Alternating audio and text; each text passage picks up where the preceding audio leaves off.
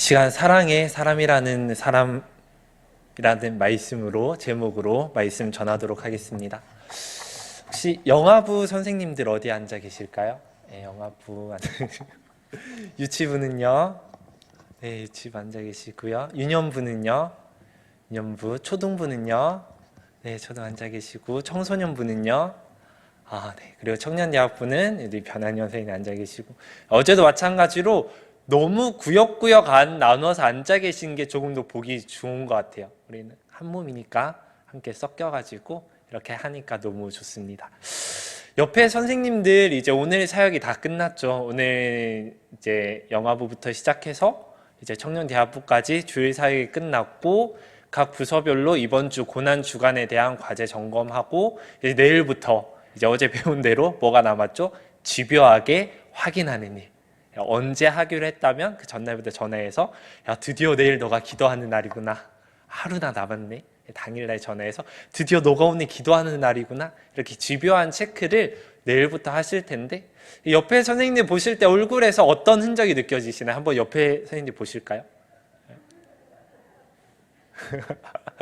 마스크에 가려져 있는데 어떤 흔적이 보이십니까? 첫 번째, 막 너무 힘들고 말 안 되는 학생들 때문에 막 속상한 얼굴이 보이시나요? 아니면 이 기쁨과 또한 즐거움의 얼굴이 보이시나요? 첫 번째는 오른손, 두 번째는 왼손 한번 들어볼까요? 하나, 둘, 셋. 다 왼손이시죠? 오른손은 없었습니다.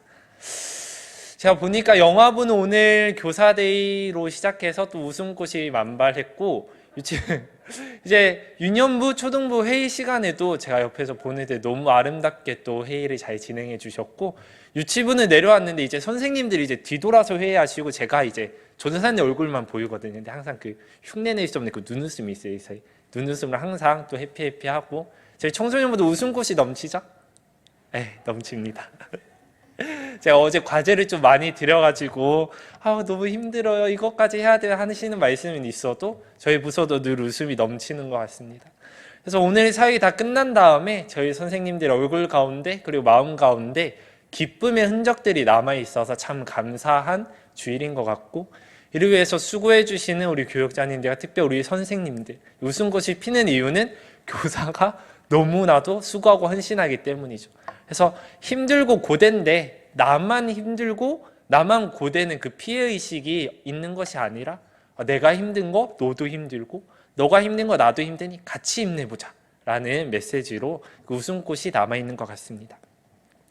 우리 선생님들의 얼굴에는 웃음꽃이 남아있고 제 차의 바퀴에는 진흙덩어리가 남아있습니다. 선생님 갑자기 왜 차 얘기를 하시나요?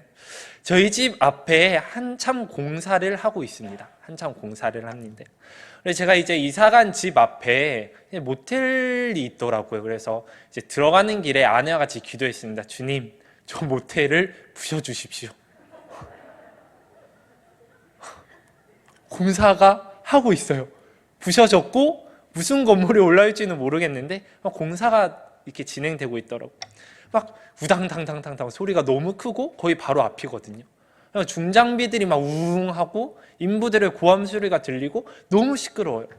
그래서 일을 많이 하는 것처럼 보였는데 막상 제가 가서 이렇게 쓱 보면 어제와 오늘이 크게 안 달라져 있습니다. 크게 안 달라. 그게 몇 주 동안 이어진 것 같아요. 그래서 이 사람들이 일을 안 하는데 왜 장비 소리는 크게 나고 저렇게 아저씨들은 왜 맨날 저렇게 소리를 치는가? 그래서 이렇게 봤는데 이제 오늘쯤 보니까 그게 뭘 했는지 알겠더라고요. 무엇을 했을까요? 네, 기초공사를 했더라고요.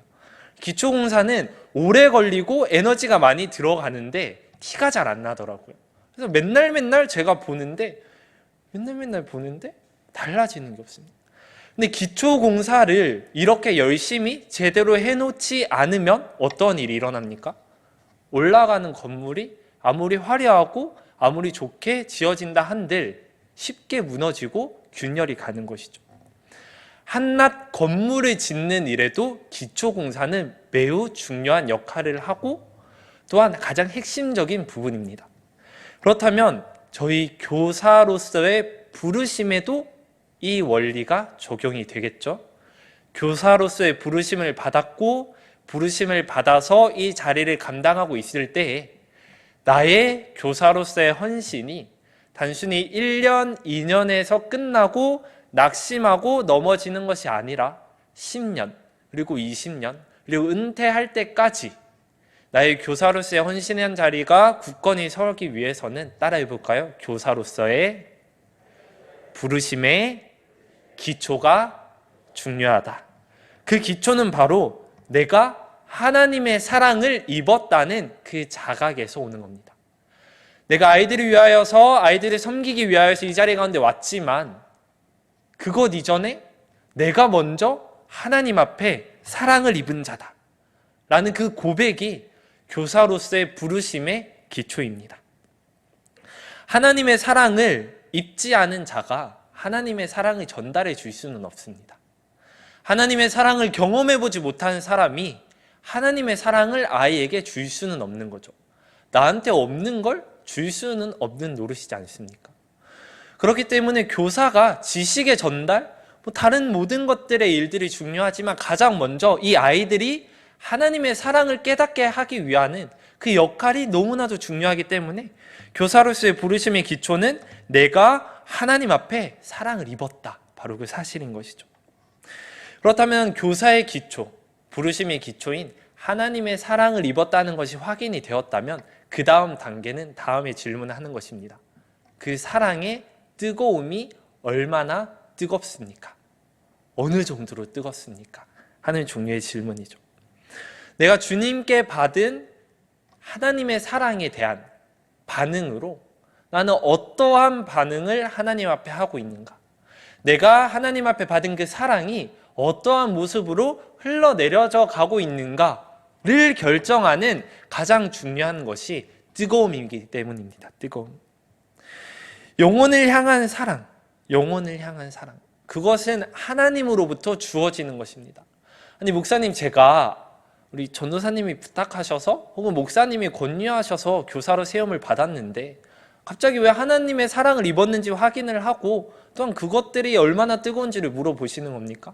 저는 그냥 맡겨진 역할을 잘하면 되는 것 아닌가요? 재정을 잘 관리하거나 아이들이 잘 맞이해 주거나. 근데 그게 아닙니다. 교사는 영혼을 사랑하는 자리이고 영혼에 대한 사랑은 하나님께서 부어주시는 것이기 때문입니다. 내가 만들어내는 것이 아니죠. 그렇기 때문에 하나님에 대한 사랑, 하나님이 나에게 주신 그 사랑에 뜨겁게 반응하는 사람만이 하나님의 시선이 머물고 있는 우리 아이들을 향하여서 마음이 뛰고 그 아이들을 향하여서 뭐라도 하나도 줄 수 없을까 애를 끌고 또한 그 아이가 잘못된 길을 가지는 않을까 염려하고 행여나 기대치 않았는데 기대한 것보다 더 많은 성과 또한 성장을 보여주는 아이들을 보고 너무나도 기뻐하는 그 모든 마음들은 하나님께서 주시는 것이기 때문입니다. 그러므로 영혼을 섬기고 사랑하는 자들은 반드시 내 안에 있는 하나님의 사랑이 지금 얼마만큼 뜨거운가, 나는 그 사랑에 어떻게 반응하고 있는가를 체크해야 되는 것입니다. 가르치고 돌보는 교사의 중요한 모본 중에 한 명인 사도 바울은요, 오늘 이렇게 고백하고 있습니다. 내가 너희 영혼을 크게 기뻐한다. 하나님의 사랑을 입고 그 사랑에 대하여서 뜨겁게 반응하는 자가 누리는 감정은요, 오늘 바울의 이야기와 같이 기쁨입니다. 기쁨. 우리 선생님들이 오늘 하루 누렸던 그 기쁨이 단순히 사람이 좋고 공동체가 좋아서 내 안에 넘치는 기쁨이 아니라 우리의 교사로서의 기초가 바르게 세워졌고 아이들을 바르게 사랑했기 때문에 집에 돌아가는 발걸음이 육신은 피곤하지만 마음속에서는 기쁨이 넘치는 것이죠. 그렇기 때문에 오늘 바울의 고백이 너무 우리의 고백과 닮아 있는 것입니다. 우리도 오늘 집에 가서 아내가, 아들이 혹은 남편이 오늘 교사로서 어땠어? 라고 물어보면 어떻게 대답하시겠습니까? 기뻤어. 다른 대답이 있나요? 기뻤어 라고 대답해 주십시오. 기쁨이 있는 것입니다. 바울도 이 기쁨을 이야기하는 것이죠. 생각을 해보면 교사의 가장 완벽한 표본이 누구십니까? 감사합니다. 우리 영아부. 우리 영아 아이들이 사랑하는 마음으로 대답을 해주셨네요. 가장 교사의 표본이 되는 분이 예수 그리스도시죠. 예수님의 사역의 현장 속에서 잃어버린 영혼들을 찾아서 오늘 너에게 구원이 임하였다라고 선포하시는 그 예수님의 심령 가운데 울려 퍼졌던 감정도 오늘 바울이 고백하는 기쁨이었죠. 기쁨이었습니다. 잃어버린 자를 찾아서 구원을 선포하실 때 예수님께서도 기쁨을 누리고 계셨습니다. 이런 영혼을 찾고 그들이 양육하며 넘치는 기쁨은 긍정적인 힘 혹은 막연한 소망. 너가 교회에 있으니까 막연히 잘 될 거야. 주님이 너를 사랑하시니까 너는 너의 인생 알아서 잘 될 거야. 조금 지금 힘들지만 결국엔 잘 될 거야 하는 긍정적인 생각과는 다릅니다. 왜냐하면 그 기쁨에는 항상 염려가 따라오기 때문입니다. 이것은 아이들을 양육하고 아이들을 키우시면서 그 애타는 심정을 느껴보신 선생님들 혹은 부모님들이라면 다 함께 알 수 있는 이야기죠. 기쁨과 염려가 공존하는 것, 너무 당연한 이야기죠. 한번 생각을 해볼까요? 우리는 성장을 거듭하면서 어린 아이에 거쳐서 청소년에 거쳐서 지금 장성한 분량까지 이르렀습니다. 그죠? 생각을 해보면 저희 어머니께서도 그 신체 검사의 수치에 굉장히 민감하셨던 것 같아요. 몇 센치나 컸지? 얼마나 성장했지? 몸무게는 얼마나 늘었지? 왜 그럴까요? 초등학교 1학년 때 신체 검사의 결과와 초등학교 5학년 때 신체 검사의 결과가 크게 다르지 않다면 그 아이를 사랑하고 그 아이를 기뻐하고 그 아이가 숨만 쉬어도 너무나도 사랑스러운 그 기쁨을 가지고 있는 부모의 마음에 기쁨과 동시에 무엇이 있습니까? 염려가 있죠. 염려가 있습니다. 오늘 바울이 선포하는 내가 너희로 말미암아 기뻐한다의 기쁨 안에는 그 영혼이 성장하지 않을 때 가지는 염려스러움이 있다라는 것입니다. 동일하게 예수님께서도 우리 오늘 많은 아이들을 영화부에서부터 청년대학부까지 이르기까지 그 영혼들을 우리의 손에 맡겨주셨습니다. 사랑하는 아들아, 사랑하는 딸아, 너희가 헌신하는 그 자리에 내가 너무나도 귀한 다음 세대를 보낸다. 잘 양육하고 잘 성장시키려. 그렇게 보내셨는데 저희가 이 아이를 보고 그저 주일에 와서 고맙다고, 그저 예뻐서 즐겁다고 그러한 기쁨만 있고 아이의 성장에 관심이 없어서 아이를 기뻐하고 아이를 사랑하지만 이 아이가 얼마만큼 자라는지, 올해 초와 올해 말에 이 아이의 영적인 상태가 얼마나 달라졌는지에 대한 관심이 없다면 예수님께서 이 아이들을 바라보실 때 가지시는 마음은 염려스러움이십니다. 염려스러움. 그 염려스러움에 우리가 동참해야 되는 것입니다. 기쁜 것 좋고 즐거운 것 좋지만 늘 우리가 가져야 되는 생각은 이 아이가 얼마만큼 자랐는가, 이 아이가 얼마만큼 성장했는가죠. 어제 배운 흑북룩특 중에서 특유의 중요한 역할이 그거였죠. 맨 마지막 역할. 주중에 과제를 확인하고 격려하면서 무엇을 체크해야 된다 그랬습니까? 아이의 영적인 성장을 체크해야 된다는 것이죠. 그것이 오늘 이 기쁨 속에 포함되어 있는 말입니다. 포함되어 있는 것이죠. 또한 다음과 같은 이야기가 또 울려 퍼지죠. 무엇이냐면 내가 너희 영혼을 위하여 크게 기뻐함이라는 고백이 우리의 입술에도 있어야 하는 것. 우리 입술에도 있어야 되는 것입니다. 아이를 향하여서 선포해 주십시오. 아이야, 내가 너로 인하여서 너무너무 기쁘다. 저도 오늘 못했는데 다음 주부터 열심히 하겠습니다. 아이 보면 반갑고 근황 물어보고 딱 봐도 수면이 부족한 아이들 위로하기에 바빠가지고 내가 너 때문에 너무 기뻐 행복해라는 말을 못했는데 다음 주 우리 선생님들 모든 입술에 이런 선포가 있기를 원합니다. 너로 말미암아 내가 너무 기쁘다. 그 선포 가운데 마음속으로 기도하기를 원합니다. 하나님, 이 아이가 자라나는 것을 보게 하여 주십시오. 그래서 이 아이의 자라나는 것, 이 아이의 성장으로 말미암아 내가 기쁨을 하나님 앞에 고백하게 해주십시오 라고 고백하는 저희들이 되기를 원합니다.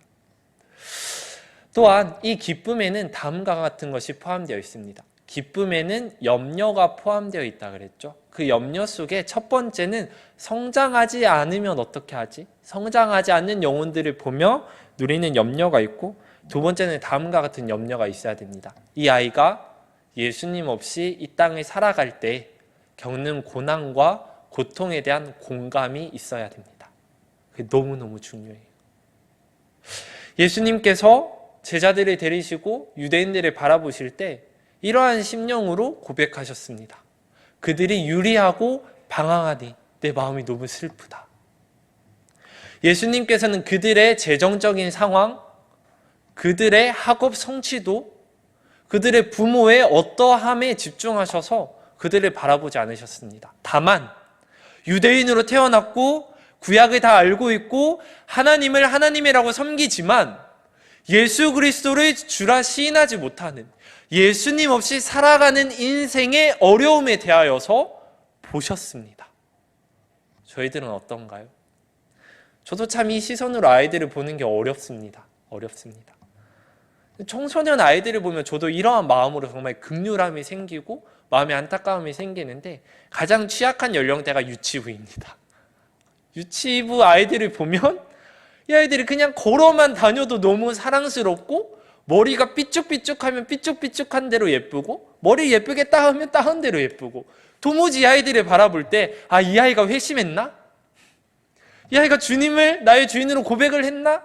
아니면 그냥 습관적으로 교회에 나오나? 그럼 이 친구가 유치원에 가서 예수님 없이 살아갈 텐데 어떻게 하지? 그 심정이 잘 안 들더라고요. 눈앞의 귀여움에 제 눈이 멀어버린 것이죠. 우리 예수님께서는요, 어린 아이들이라 하더라도 그러한 시각으로 보지 않으셨습니다. 우리도 동일한 시각으로 아이들 바라보고 염려해야 되는 것이죠. 이 아이가 주님 없이 살아가는 삶이 얼마나 고될까?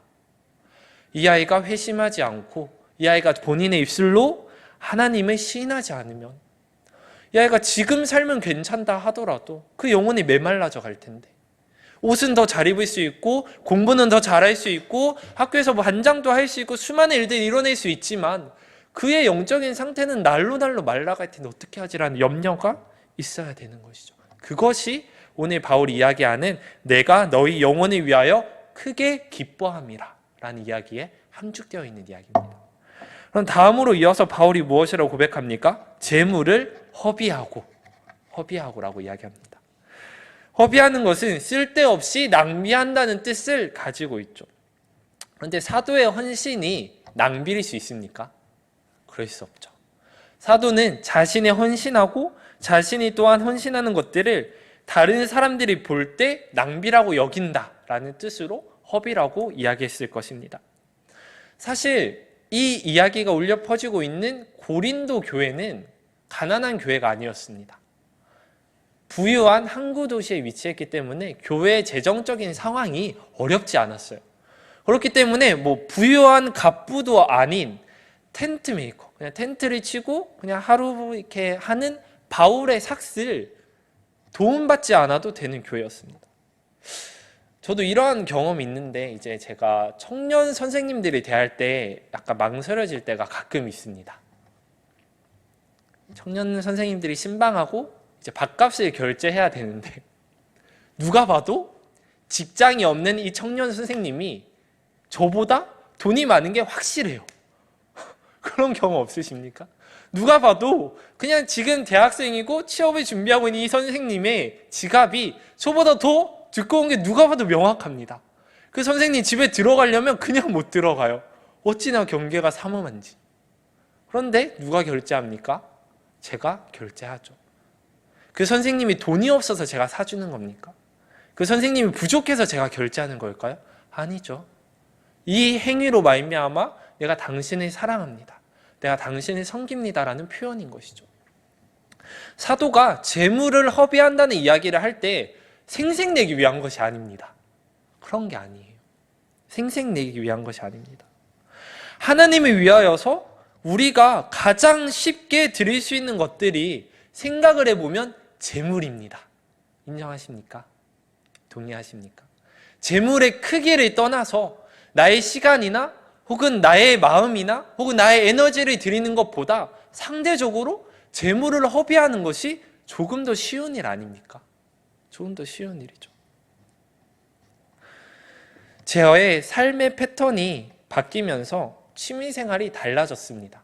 그러니까 예전에는 상대적으로 많은 시간을 제가 선택한 장소에서 보낼 수 있었고, 또한 상대적으로 많은 재물을 제가 원하는 곳에 쓸 수 있었습니다. 그러니까 저의 취미 생활도 있었습니다. 저도 있었어요. 매일 저라고 성경만 읽는 건 아닙니다. 저도 취미 생활을 하는데, 결혼 이후에 이제 시간을 보내야 되는 장소, 또한 에너지를 써야 되는 대상이 달라짐에 따라서 자연스럽게 예전에 향유하던 문화생활이나 취미생활을 내려놔야 되더라고요. 그래서 제가 요즘에 찾은 것이 미니카 조립입니다. 미니카 아십니까? 예전에 부끄러운 고백이지만 초등학교 2학년 때 어머니의 비상 지갑을 털어서 형과 함께 10,000원짜리 주장을 들고 샀던 그 미니카. 그게 요즘에 다시 생각이 나더라고요. 뭔가 조립하고 하는 것. 그래서 미니카를 사러 갔는데 놀라운 일이 뭔지 아십니까? 미니카 가격이 동결인 것 같아요. 제가 살 때도 10,000원이었고 지금 사도 10,000원이더라고요.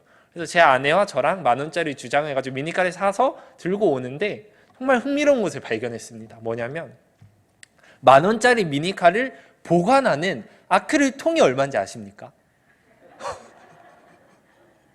얼마냐? 이 아크릴통 안에 뭔가 휘황찬란한 전구와 불빛과 그 견고하게 생긴 아크릴판 안에 10,000원짜리, 고작 10,000원짜리가 들어가는데 그 판이 없어도 못 팔더라고요. 없어서 못 팔. 한낱 취미생활을 즐겨도 자기가 마음을 쏟는 대상이 있으면 그 대상의 절대적인 가치 평가와 상관없이 물질을 막 쓰시더라고요. 저 돈이면 그냥 나가서 20개 사겠다. 뭐 그러한 생각이 드는 거죠. 근데 거기에 진심인 사람들은 지갑도 진심이더라고요. 무엇을 보여줍니까? 우리의 섬김의 자리에서 나의 마음이 있는 곳에 우리의 물질이 가게 되어 있습니다. 물질이 있는 곳에 마음이 없을 수는 있지만 마음이 있는 곳에 물질이 따라가지 않는 일은 없습니다. 금액의 크기를 말씀드리는 것이 아니라 나의 지갑이 어디를 향하여서 열리느냐가 나의 마음이 어디를 향해서 열리는지를 보여주는 것이죠. 바울도 이와 같은 마음으로 자신의 재물을 허비한 것을 우리에게 알려주는 것입니다. 재물이 가는 곳에 마음이 가는 것이라고요. 또한 이어서 사도는 내 자신까지 허비하리니 라고 이야기합니다.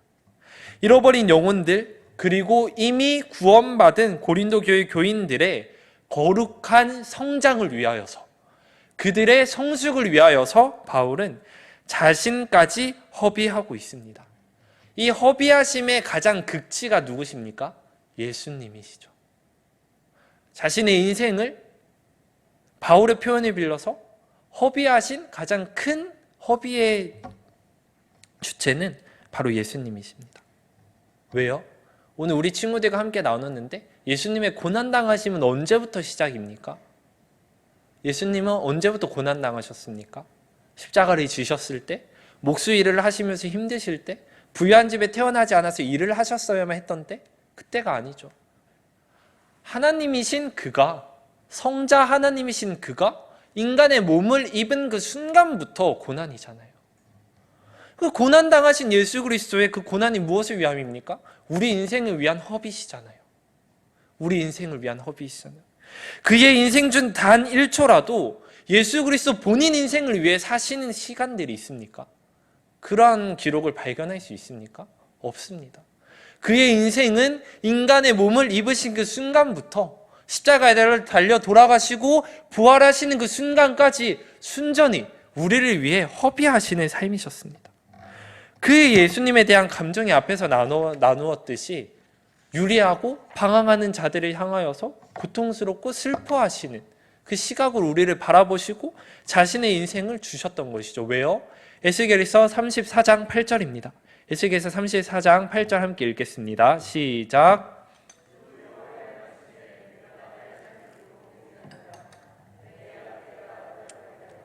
모든 들짐승의 밥이 된 것은 목자가 없기 때문이라. 내 양을 찾지 아니하고 자기만 먹이고 내 양떼를 먹이지 아니하였도다. 목자 없이 유리하고 방황하는 자들을 향하여서 창자가 끓는 고통을 느끼신 예수 그리스도께서 어떠한 일들을 하셨습니까? 우리를 위하여서 그의 삶을 허비하셨습니다. 병자들과 함께 하셨고 악인들과 함께 하셨고 또한 그들을 가르치시고 먹이시고 그 모든 일들을 하신 것이죠. 그런데 그의 인생의 고난이 가장 극치에 이르렀을 때 그가 뿌린 씨앗들의 열매들이 그 예수 그리스도 옆에 있었습니까? 우리를 위해 자신의 모든 것을 허비하신 예수 그리스도께서 십자가에 달려 돌아가실 때 자신이 직접 화목제물이 되셔서 죄를 향하여서 열렬하게 쏟아 부으시는 하나님의 진노를 홀로 감당하실 때 누가 그 곁에서 그분의 눈물과 흐르는 피를 닦아드렸습니까? 하늘의 해도 빛을 잃고 그 고통의 순간에 그분의 사랑을 입고 그분한테 구원의 메시지의 선포를 받은 사람 중에서 몇 명이나 그 예수 그리스도 옆에서 눈물을 닦아드리고 피를 닦아드렸습니까? 주님을 못 박아서 세상의 사랑으로 감싸셨던 그 주님을 그 사랑을 원수로 갚는 세상을 향하여서 너희가 잘못되었다. 너희가 이렇게 하면 안 된다. 너희가 회개해라. 라고 외쳤던 사람이 누가 있습니까? 이렇게만 보면 예수 그리스도의 삶은 허비가 맞죠. 실컷 허비하고 실컷 섬기고 실컷 씨앗을 뿌렸는데 열매가 없잖아요. 그 가운데에서 주님의 고백이 무엇입니까? 아버지여 저들의 죄를 용서하여 주시옵소서. 예수 그리스도의 삶은 우리를 위하여서 허비하는 삶이었습니다. 지금 바울도 이 이야기를 하는 것이죠. 자신에게 맡겨진 영혼들에게 자그마한 유익이라도 끼칠 수 있으면 자신의 커다란 희생을 큰 것으로 여기지 않겠다는 것입니다. 이것이 하나님의 사랑을 입은 자가 다른 영혼들이 사랑할 때 드러낼 수 있는 아름다움의 극치입니다. 내가 하나님의 사랑을 입었고 그 사랑을 깨달았고 그 사랑의 뜨거움에 반응하여서 나에게 맡겨주신 영혼들을 위하여서 나의 삶을 허비할 수 있는 것, 이것이 우리 교사가 가져야 되는 가장 중요한 마음가짐인 것이죠. 너무 흥미로운 것은요, 다음 세대에 관한 주제가 나올 때마다 지금 다음 세대를 교육하고 지금 다음 세대가 너무 최고의 다음 세대다 라고 이야기하는 책을 적어도 저는 못 찾아봤어요. 다음 세대는 경제든지 문화든지 모든 일반적인 영역에 있어서 지금이 다음 세대가 자라나기에 가장 좋은 때다. 지금이 물들어왔으니까 노를 젓지 않은 때가 없더라고요. 혹시나 있으시면 나중에 알려주십시오. 이게 참 재밌는 게 고대 이집트 문헌에도 무엇이 발견됐다고 합니까? 그 벽화에? 고대 이집트인들이 이제 벽화에 이렇게 쓴 것입니다. 요새 젊은이들은 참 버릇이 없다. 이 웃음 포인트였는데. 고대 이집트에도 꼰대 문화가 있었고 라떼가 있었습니다. 그게 뭡니까? 세대 간의 갈등이 있었고 기성세대들이 자라난 다음 세대를 향해서 만족 못했다는 것이죠. 오늘날의 세대만 있는 것이 아니죠. 교회 교육도 마찬가지입니다. 제가 세미나를 준비하면서 최근에 나온 책을 이거는 당연하고 10년 전에 20년 전에 발매된 책도 읽어봤어요. 너무 재밌는 게 뭔지 아십니까? 2000년 초반에 나온 책에도 이런 문구가 있습니다. 지금 다음 세대를 교육하는 것은 굉장히 어렵다. 나 때와 같지 않다. 2000년대에도 그랬고 10년 전에도 지금 다음 세대를 교육하는 일이 너무 어렵다. 오늘날에는 무슨 이야기가 울려 퍼집니까? 예전에는 어려웠지만 우리가 열심히 노력했더니 괜찮아졌답니까? 여전히 어렵다. 여전히 어렵다. 언제까지 어려울까요? 주님 오시기 전까지 어려울 겁니다. 주님 오시기 전까지. 컴퓨터가 등장해서 어려울 거고 문화가 악해져서 어려울 거고 학생들이 너무 자유로워져서 어려울 거고 코로나 때문에 모이지 않아서 어려울 거고 앞으로는 어떤 어려움이 있을지 모르는 것이죠. 하지만 우리는 주님께 은혜를 구하고 지혜를 구하며 늘 이 장애물들을 해치면서 나와왔습니다.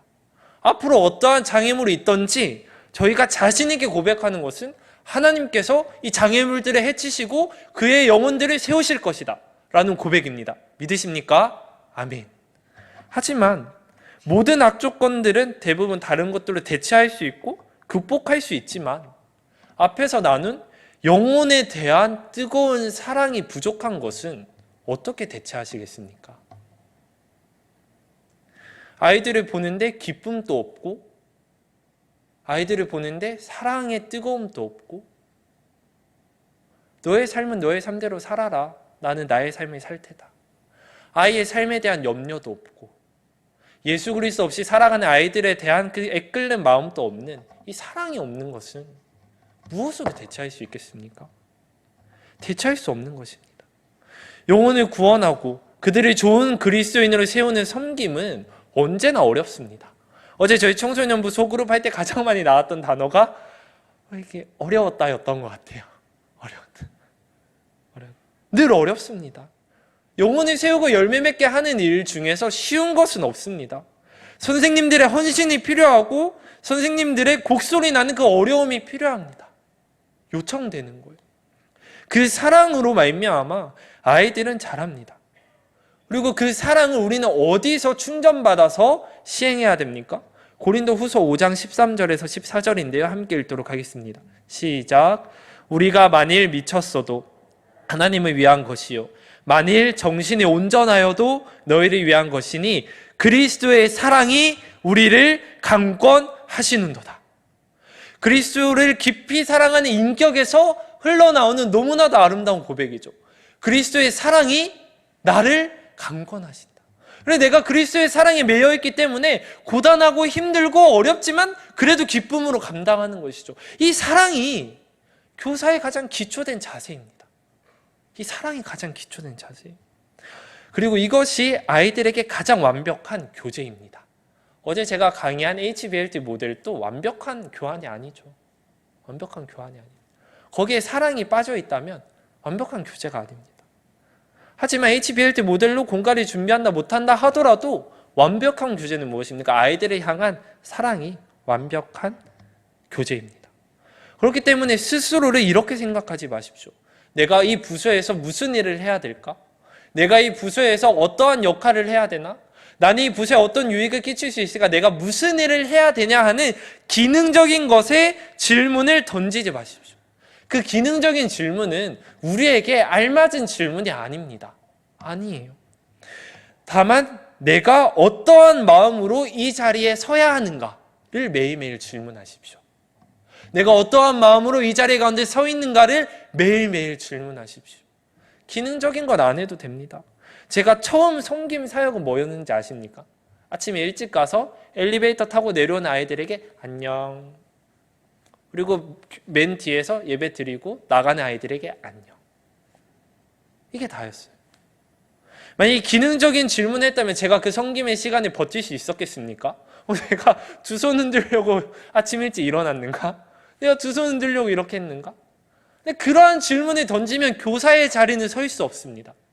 무슨 질문을 던져야 됩니까? 내가 어떠한 마음으로 이 자리에 서야 하는가? 그 질문에 대한 답은 하나님께서 주시는 사랑이기를 원합니다. 이제 다 마쳤습니다. 우리 준비한 말씀 다 마쳤습니다.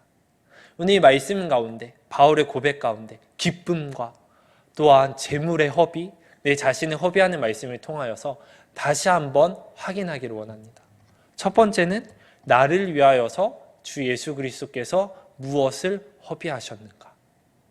그 사랑을 입은 내가 하나님 앞에 어떻게 반응해야 되는가? 나에게 맡겨주신 영혼들에게 우리는 무엇을 주어야 되는가? 그리고 그것들을 하게 하는 들끓는 마음의 원동력이 사랑이기를 원합니다. 그래서 다시 한번 그리스도의 사랑이 나를 강권하여서 이 자리에서 떠날 수 없게 나를 매게 하는 것을 경험케 하고 또한 이 헌신의 자리에서 영혼을 성장시키는 일에 기쁨과 염려와 또한 다른 이들이 허비라고 부르는 그 영광스러운 허비를 감당하는 저희 모든 선생님들 되시기를 간절히 원합니다. 제가 기도하겠습니다. 사랑의 하나님, 오늘 말씀을 통하여서 그리스도의 사랑을 입은 자로서 또한 그 그리스도의 사랑에 뜨겁게 반응하는 자로서 영혼을 향하여서 기쁨과 또한 염려로 그들의 자라남과 그들의 형편을 부지런히 살피고 또한 그들을 위하여서 재물뿐만 아니라 자신의 삶도 허비하는 그 바울의 모습과 예수 그리스도의 모습을 살펴보았습니다. 내가 이 자리 가운데 서기까지, 내가 교사의 자리로 부르심을 받기까지 나의 영혼을 세우기 위하여서 흘리신 예수 그리스도의 피를 기억하고 또한 나보다 먼저 그 사랑을 깨닫고 나를 세우기 위하여서 눈물과 또한 헌신으로 나를 키워낸 이름도 기억하지 못하는 나의 선생님들의 그 헌신을 기억하며 이 자리 가운데 섰을 때 다시 한번 내가 이 자리 가운데 서 있으며 어떠한 마음으로 이 자리 가운데 서고 또한 주님의 사랑에 어떻게 반응하며 나에게 맡겨주신 아이들을 위하여서 어떻게 양육하고 가르치고 기도할지 깨달을 수 있는 은혜를 더하여 주시옵소서. 무엇보다 우리의 삶 속에서 넘치는 시간과 또한 넘치는 물질이 있어서 섬기시는 교사들이 없을진데 부족한 가운데에서도 또한 벅찬 환경 가운데서도 그 그리스도의 강권하시는 사랑에 힘입어서 순종함으로 나와 이 모든 교사의 자리를 담당하시는 우리 모든 선생님들의 삶 가운데 하나님 은혜와 또한 기쁨과 또한 주님의 마음을 깨닫는 그 은혜를 주셔서 이 자리를 능히 감당하고 또 아름답게 교사의 자리를 지켜나갈 수 있는 우리 모든 선생님들이 될 수 있도록 인도하여 주시옵소서.